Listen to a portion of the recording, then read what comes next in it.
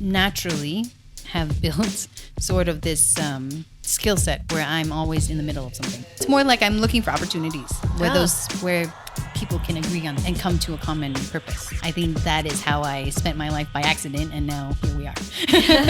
And so when I grew up, all the constant messages was like, you're not going to be dependent on a man. You're going to take care of yourself and you're going to have a career. And then, so I got used to being very independent minded, right? And so then when I came to Vietnam, one of the first conversations I had that was really shocking was my cousin was like, oh, now that you're here, I can teach you how to be a good Vietnamese woman. Oh, wow. I want you to pour the drinks for everybody at the table. And I was like, what? You did it. This episode, Vonley and we talk about what it means to do good and creating a social impact within our communities and how that serves into the journeys of finding your life purpose. See you at the episode. You've been here for 13 years already. How did you came back? Like, was it just a visiting trip and you're like, oh, I like it here, I come back? Or is it a purposeful trip to come back? So I kind of know how to answer that question. I kind of don't. So I was born and raised in the US. I knew my parents were Chinese Vietnamese. And I knew that they had lived through a lifetime of war before they came to the United States, right? So in my mind somewhere, I always empathize with stories about injustice or war or conflict. And so my parents, like most Asian parents in America, wanted me to be a lawyer or a doctor. I knew I didn't really want to be either of those things. I thought I might want to be a lawyer because I thought lawyers meant dealing in the justice system, right? Mm-hmm. But what I kept leaning towards was a career in nonprofit. So I kept volunteering. I kept doing these communication campaigns for, labor in Mexico, against sweatshops. I kept leaning against these very sort of political things and working in the community. And so at some point, I decided that I was going to work in NGOs. And after my first 3 years, after being a new graduate, I didn't know what to do next. But someone turned to me and said to me, it seems like you know a lot about, different kinds of campaigns to help people, but you don't know a lot about where your parents come from. Like, oh, burn. Oh, yeah. And it was the same year that I took my first trip to Vietnam. So I had studied. Was that because that statement? If someone said to you, and then you're like, okay, I need to go to Vietnam. No, it was, so I had studied in China, and I loved studying in China for 3 months. Yeah. But then I came back to the US and got back into American life. And I remember thinking when I left China, like there's this dynamism, there's this moment that the Chinese economy is developing, and I want to stay, but I couldn't. And then when I came to Vietnam the first time, it was because it was my university graduation present.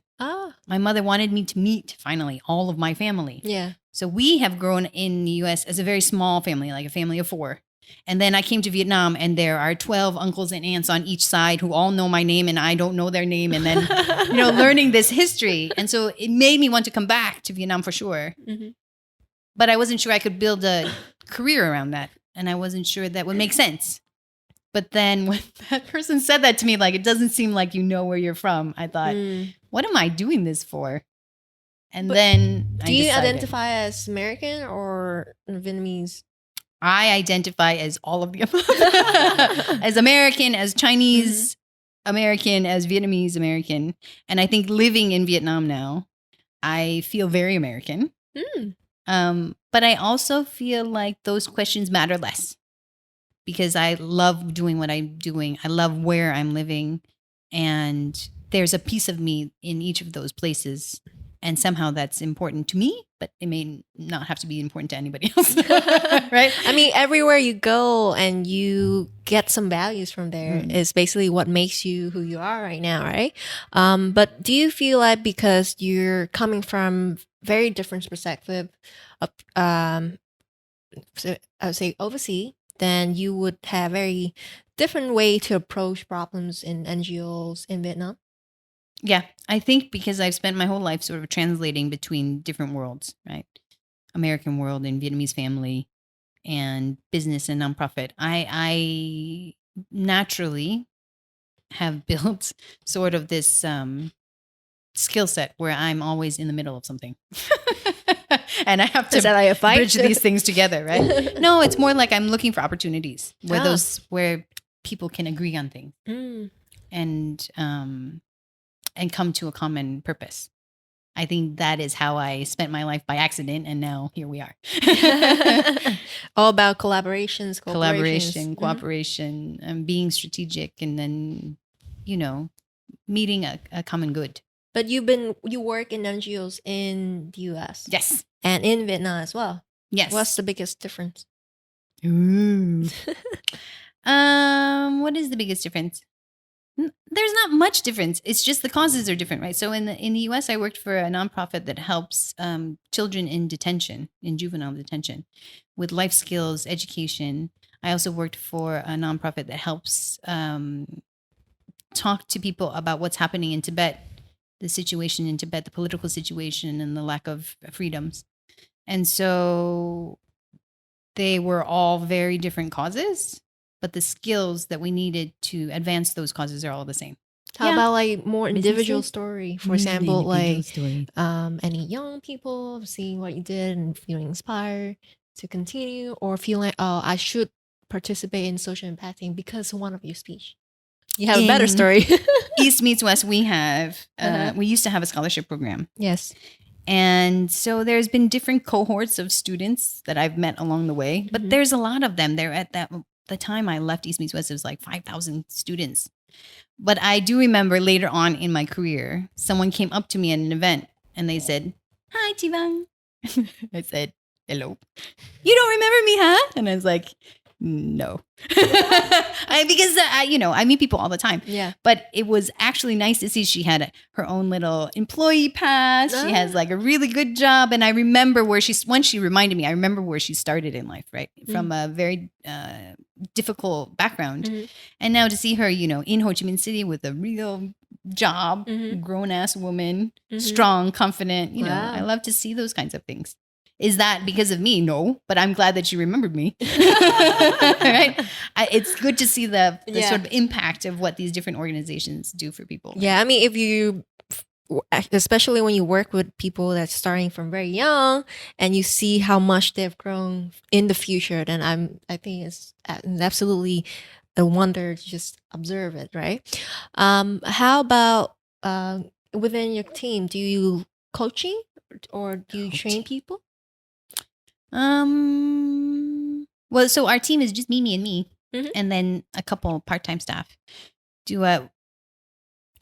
I love coaching. I love training. I love mentorship. I love the whole thing. And in my time at East Meets West too, I love managing. I love managing staff. That was also a learning process for me because I was a young manager who had to learn that temper tantrums is not the way to manage people. But just, taking people under your wing and giving them skills and watching them grow into their careers is a privilege, right? That I have really enjoyed in Vietnam. That's another reason I love working in Vietnam is because I think we as a people are quite adaptable and we're very entrepreneurial. And when there's an opportunity, we take it, right? And so to be able to see the changes in the different people I've worked with over time is awesome. What's your most shocking thing when you first came to Vietnam? What's the first cultural shock that you had? Culture shock that I had one of the first times was I grew up in America, and were you in Da Nang? The East Meets West. No, I was always based in Ho Chi Minh City. Oh, okay. So, but Mimi was in Da Nang. Mimi was in Da Nang. Okay.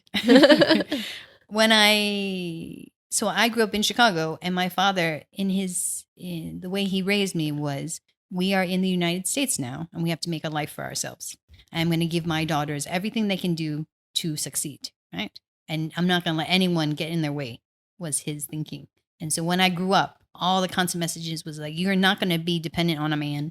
You're going to take care of yourself, and you're going to have a career. Done. Wow. And then, so I got used to being very independent minded, right? And so then when I came to Vietnam, one of the first conversations I had that was really shocking was my cousin was like, oh, now that you're here, I can teach you how to be a good Vietnamese woman. Oh, wow. I want you to pour the drinks for everybody at the table. And I was like, what? Did you do it? It's like, Did I you do don't it? pour drinks for anybody. Like, I'll do it to be nice. Yeah. But I don't feel it as an obligation because I'm a woman that I have to pour.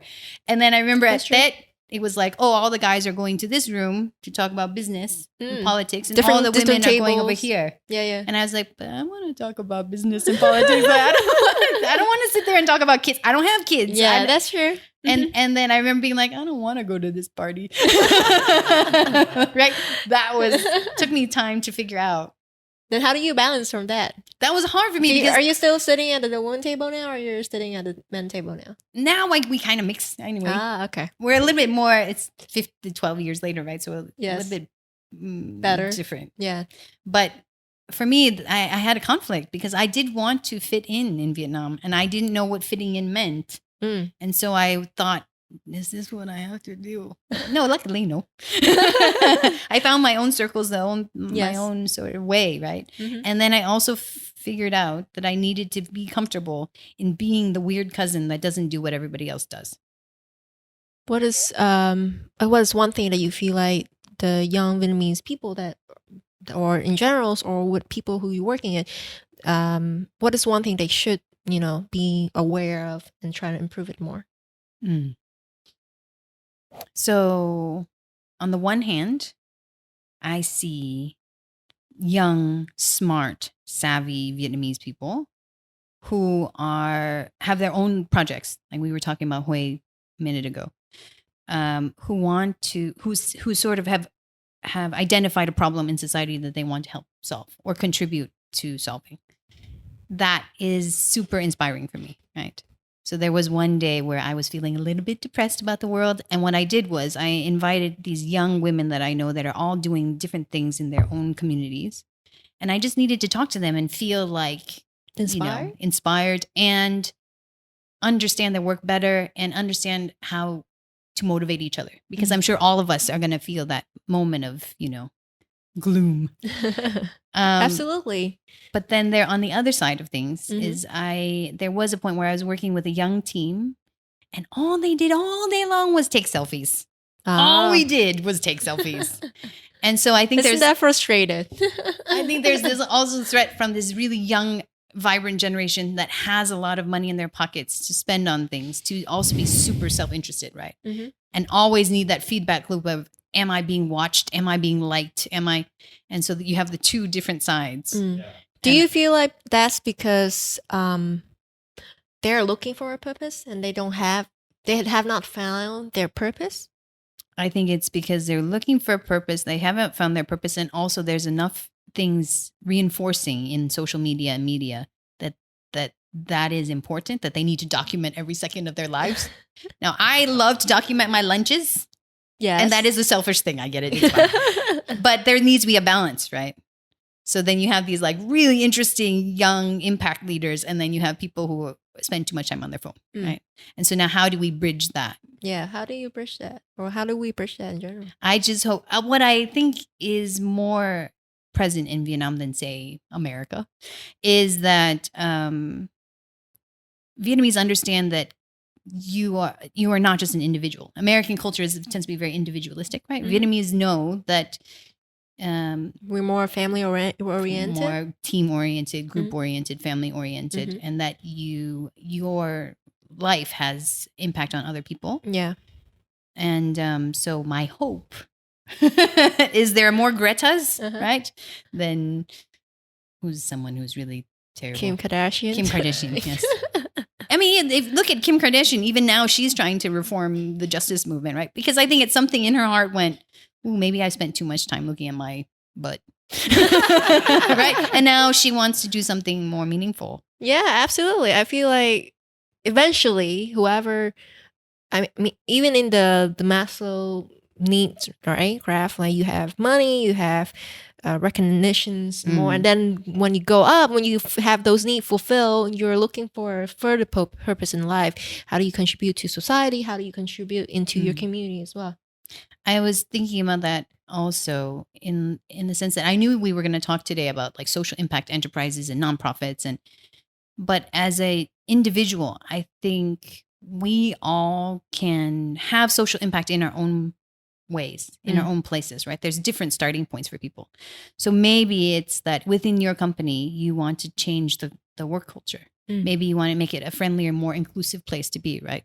There are all these different kinds of ways where people can contribute that's not starting their own social enterprise or jumping into a nonprofit job full time. Like, I love that kind of thing, but that's not for everybody. Yes. Or there are problems they see in their community that they want to help solve and then can educate themselves about, for example, reducing plastic and then growing a community around them to help solve those problems, right? Yeah. So it's not just about jumping and becoming a full-time campaigner for Yeah, I feel like that's actually the next question I want to ask you is that a lot of people now, because thanks to social media, actually, we're much more aware of the environmental issues in Vietnam.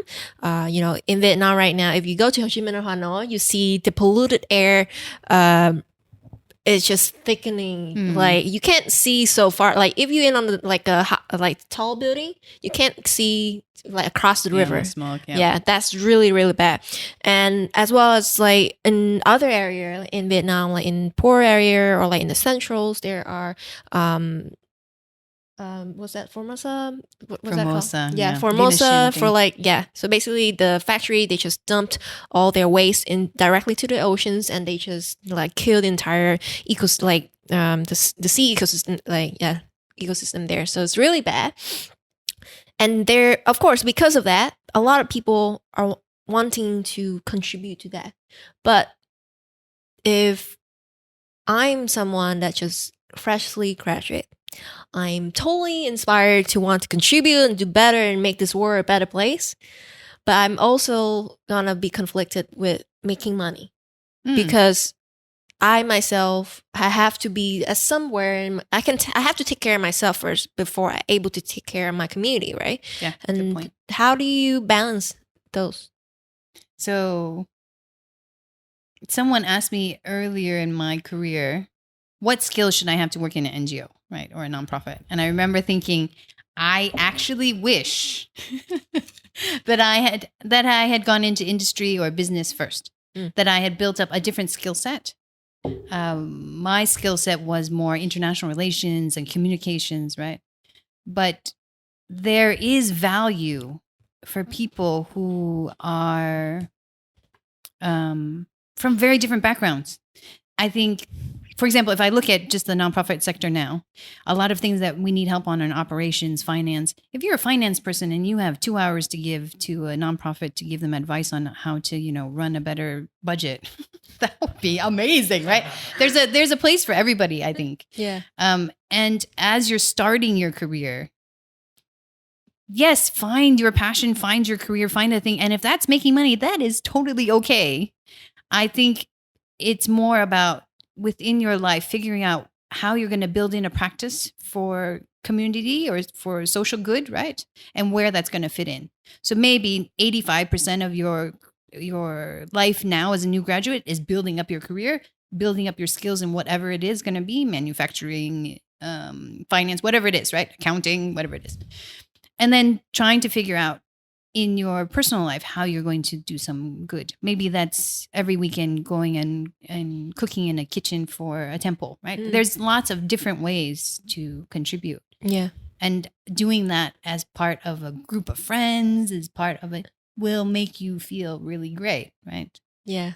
And just being very smart about it. Where are your talents? Where are your skills that then you can contribute? Later in life, when I left the NGO world, I thought to myself, how do I want to contribute in a way where I can still make money, pay my bills, Yes, but also do something good? And I thought, later in life for me, it was about joining a board of a nonprofit, advising nonprofits, doing other things where I could still make a living and then do positive in the world too. So I think for everybody, it's going to be different. Mm-hmm. How about your team? Have they ever encountered something similar? Like those challenges when they debate between nonprofit or private sector? Yeah. So even with some of my friends who still work in nonprofit, right? Their question is, how long do I stay here? Can I develop can I save enough money for retirement, right? And maybe should I go into a social enterprise? Should I build a business? Should I make money now? Those are all questions that we all still have. I think in the nonprofit world too, it's hard because they don't always invest in the future of their employees, like in training or a sort of long-term path. So for those nonprofit workers, it's hard. It's very hard to think about profit versus non-profit. Especially in Vietnam, because Yeah. I believe that the salary in general is pretty much very low compared to private sector. It is a question that will continue. Mhm. It will continue to be a struggle because nonprofit is built on not making profit. But the really sustainable nonprofits know that they have to build up an operations that's strong, where their employees want to stay. And it's again, like what you said, they have to take care of themselves before they can take care of others. So if you're not taking care of your staff, then it's hard for them to do their mission. Yeah, absolutely. So I'm curious. So this is why I asked you a minute ago. So I'm curious why you think this Generation Z is so much more effective about thinking about their contribution to the world, their impact on the world. Why now, right? And why Vietnam? Well, I feel like because I think it's mostly contributed from social media. We're living in a world where the information is there, it's out there, and people are promoting certain things. Like if Vietnam is just still closed and disconnected from the world, and then people would just start focusing on making money or how to survive. But now when Vietnam has kind of go through that phase, right? We're no longer in the survival mode. We're more of like, oh, how do I sustain it? How do I prolong this development that I have grown for the business or the country, for the family? Then that's where we look into more long-term investment in social impact, environment, and also learning from the examples overseas. Because now we have the access to so much more information. And why do you think that, for example, Vietnamese people, what I find and what you hear a lot of foreigners say too, is we're super optimistic, right? And even there's surveys that come out when we talk about happiness and our feelings of happiness. Vietnamese rate much happier in where they are in life than say other people. Well, I mean, you have to. What is the rate of happiness, right? Are you comparing comparing to American life and Vietnamese life, where because the standard in US is more, then you should be happier there, or because here you should be happy I think here? that survey, what it was asking was like in your station in life, in your current, are you satisfied with where? Of course, that doesn't mean am I rich, am I poor? It means am I satisfied with my life as it is now in my country? Right? I feel like for Vietnam, there's a lot of freedoms in terms of you get to do what you want, right? Maybe because of the regulation, the law, right? You still see on the road people, going different directions and like breaking the law, but there's no issues on that. And I feel that's just the mentality of freedom in a way where like, oh, you get to do but freedoms within your limits, secret boundary. That's within your limits. And then as long as you're happy with that limit, then people are inside just happy. If that limit is like shrinking, right? For example, I feel like so if the law now is not to allow you to turn right anymore, right? In the street right now, when there's a red light, you can't turn right, right? And people enforce on it, then probably there will be I don't want it, I hate it, something like that. But then life moves on because they realize that if that limitations happen, but there are still many more freedoms that you can do within that limit. I don't know if that explained well enough. Yeah, I think what is interesting to me, right, is so I remember when I was 20 or whatever, and a lot of the narrative was environmental problems in the United States are so difficult, and look at what this previous generation has done to us, right? And how are we going to fix that, right? Yeah. And there is activism, but now there's this moment where I think people are like, not only is it possible, but we're going to do it whether you like it or not, right? We're going to push for change because we can no longer sustain and we're going to do it. So what I find interesting is that there are all these young people that think these are things that are possible and are doing it, right? What pushes them to act? Whereas before, I mean, what's the purpose of resenting what has happened? You know, like if things has been done, then it has been done. Yes, of course, there are people who are responsible for that choice. But I feel like in Vietnam, or especially myself, I feel like there's always like more empathize on the reason why that's thing, right? For example, you know, in Vietnam, there's a lot of street food vendors. And, you know, last year or 2 years ago, there's a rules that like, oh, if you're selling on the street, we're gonna not allow you to do that anymore. And then that's the regulations. But a lot of people, the citizen themselves, they're like, but these are the grandma, grandpa, this is the dad, the mom that are providing to the younger generations to build a future. Then if you are blocking them from their livelihood, then how do we move on from there? So I feel like in Vietnam, we have a lot of empathy for wrongdoing. Yeah, even if it's, you know, if it's wrong, we understand why it happened. Pushback. Yeah, but then we try to move forward and change it. Yeah, I agree with that. And so when you decided that mental health was the thing that you're passionate about, right? How did you find your kindred spirits?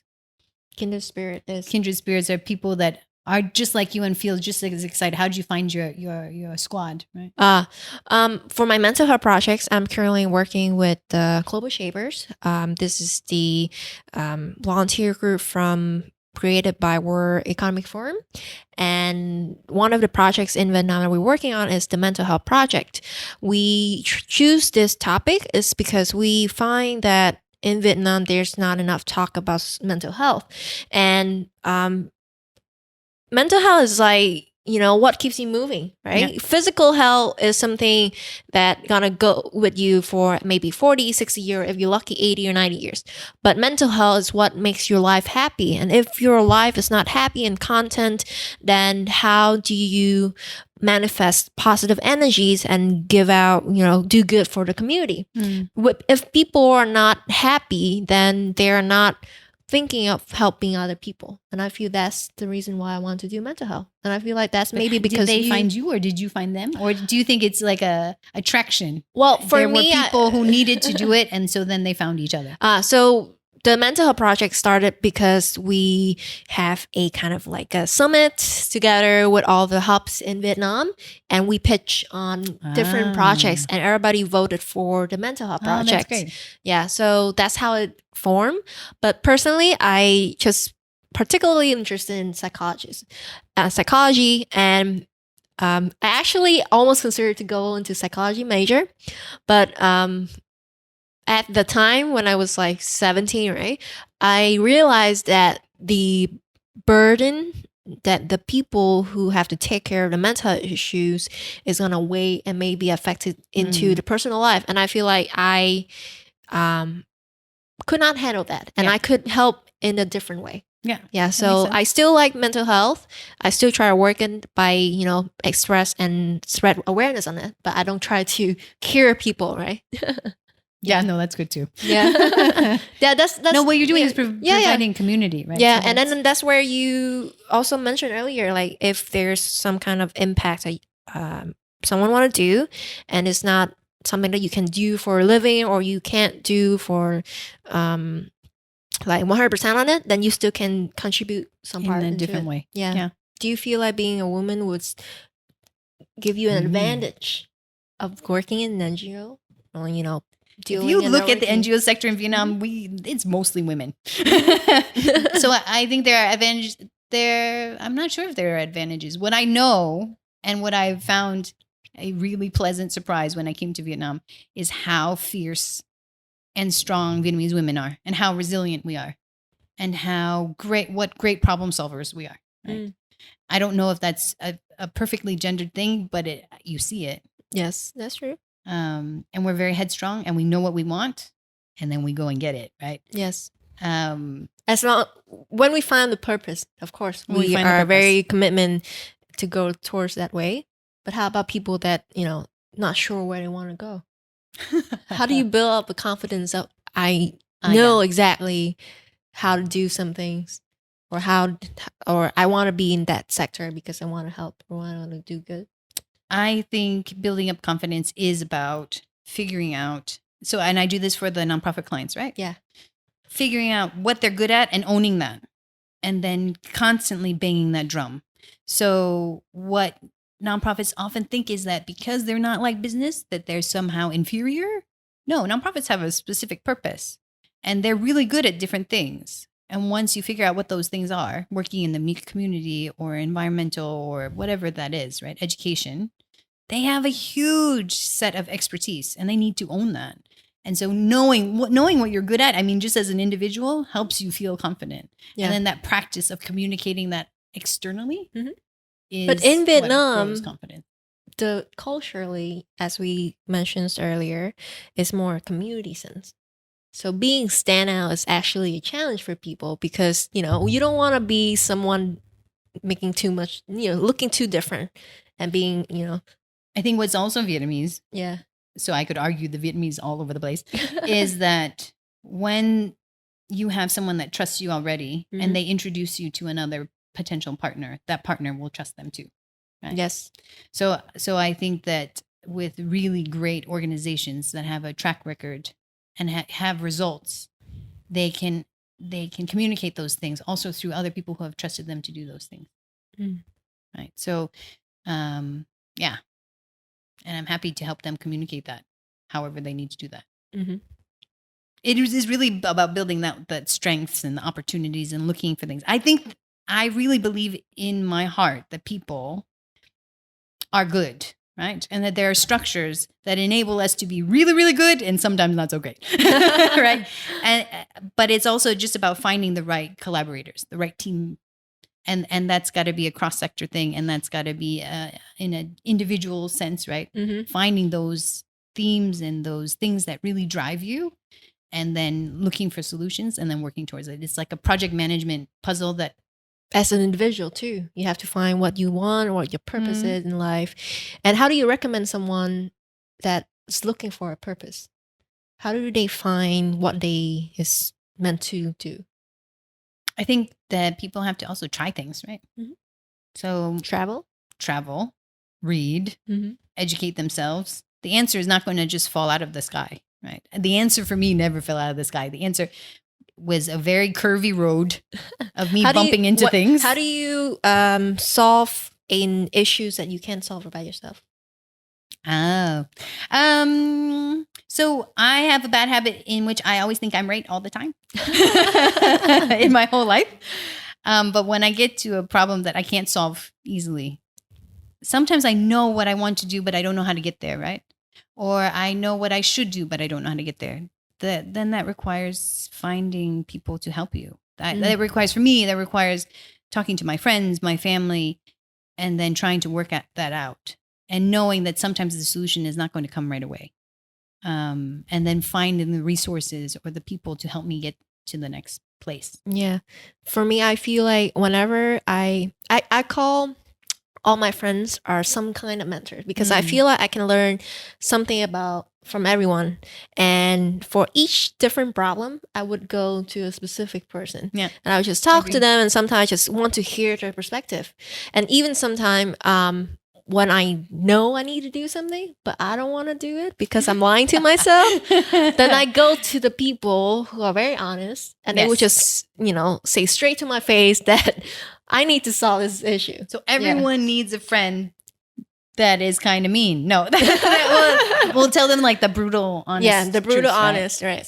And the tough truth, and then get you over the line, right? Yes. So just kick your butt to push you.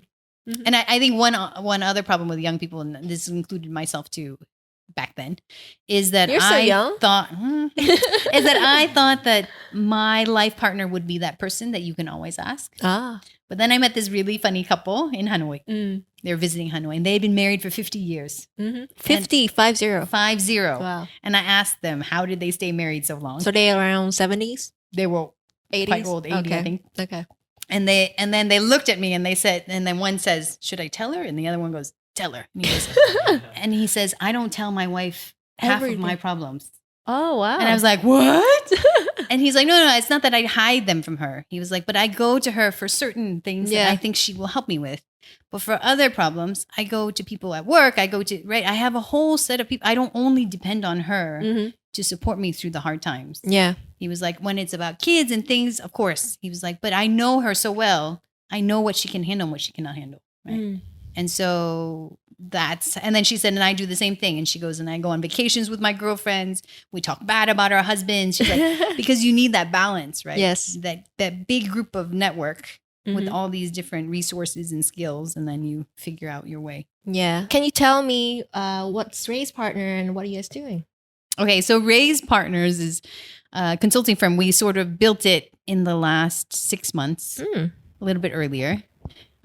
Basically, we are taking the skills of all of our partners, which is mostly all of us have worked in the nonprofit sector. All of us have also worked a little bit in business. And now as a business, we are helping nonprofits raise money and communicate about their missions.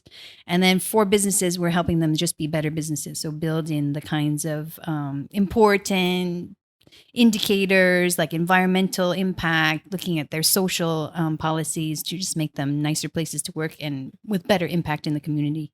So it is a niche thing, but it is a super fun thing. Yeah, absolutely. I remember talking to your co-founder that Ray's Partner is doing something that mostly in Vietnam doesn't have a bridge, right? Basically, there's enterprise or private sector and then NGOs and charity and whatever. And you guys are trying to bridge that gap. How are you bridging it?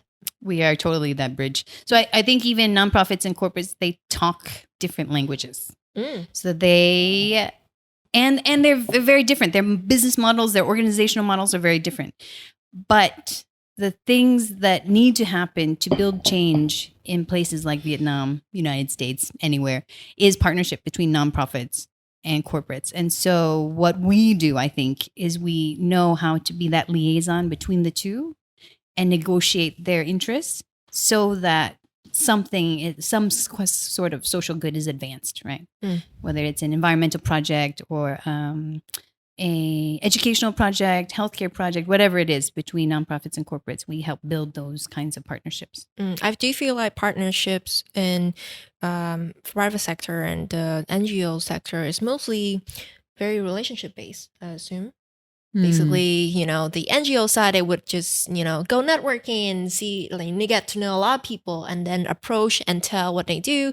And if the other person is interested, then there's a collaborations. But do you feel like there's a better approach? I feel like it's natural for both nonprofits and for-profits to be in their own worlds and like in their silos, right? Yeah. And so when they're approaching each other, often it's like a transaction. It's like a contract. So either one negative is either the corporates treat a nonprofit like a supplier for their charity day or that charity moment or project. And then nonprofits treat the donor or the corporate like a cash cow. They want the money, right? So that they can do their projects. Yeah. And the way that we try to approach both sides is to be more strategic, that what they're building is a relationship and a partnership that has long-term goals and long-term gains, right? That they each have interests in whatever cause that they're choosing.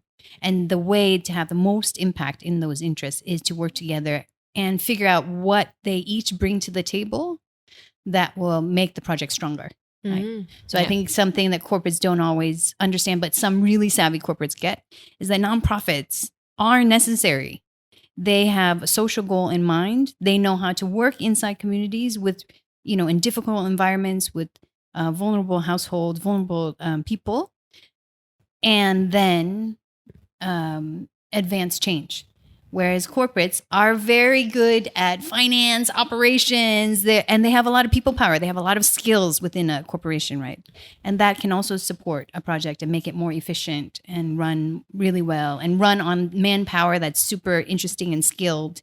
And so is that this corporations or like the foundations that you are building, is it where it came from? Where's the idea came from? Because I know you work from both sides, right? NGOs and also private sector. I think it came from the fact that, so for both Mimi and I, my co-founder, we came from a area of expertise, which is fundraising.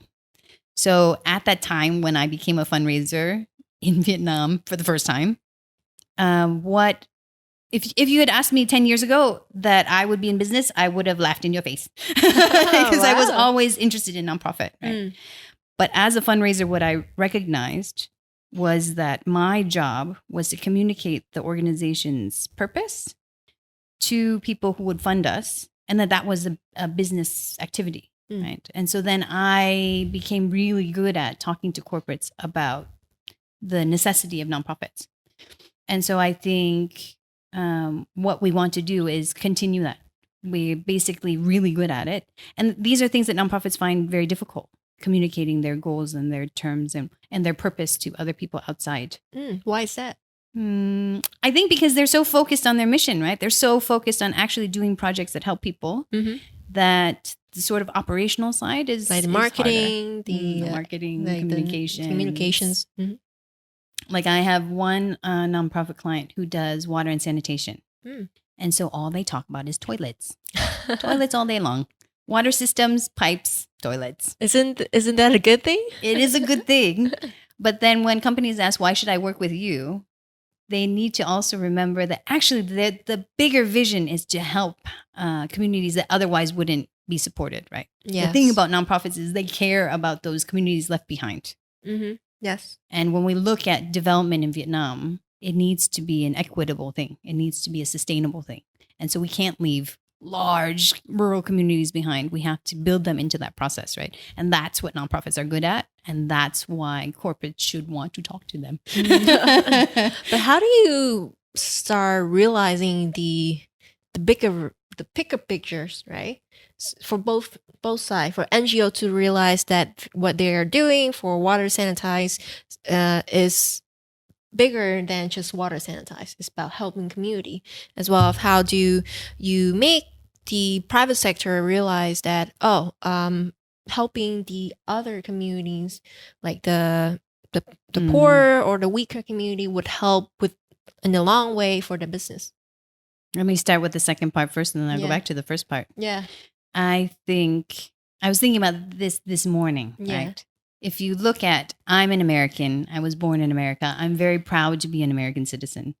But if you look at what's happening in the US now, it is as a result of a country that has developed in a way that is not equal. So a lot of people have been left out of that process.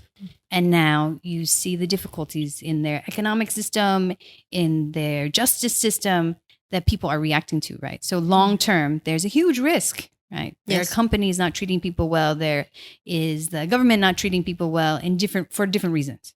And that needs to change, right? So in a place like Vietnam, we have an opportunity. I also sometimes see myself as a Vietnamese citizen, even though I'm not a Vietnamese citizen.